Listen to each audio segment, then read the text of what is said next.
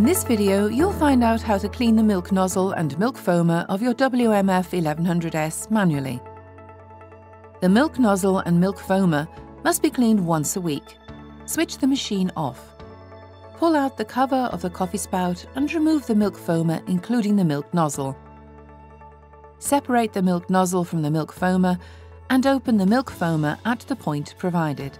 To prepare the cleaning solution, you will need the WMF special cleaner for milk foamers supplied. The special cleaner has a dosing device. To measure out a dose, open the bottle. Squeeze gently to fill the dosing device with 5 millilitres. Add the special cleaner to half a litre of warm water. Soak all the parts in the cleaning solution for at least 5 hours. After soaking, rinse all the parts with clean water and leave to dry thoroughly.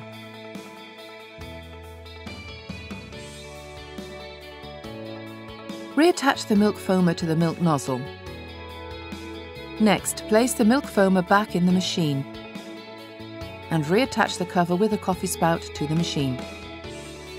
Your WMF1100s is now freshly cleaned and ready for use once more.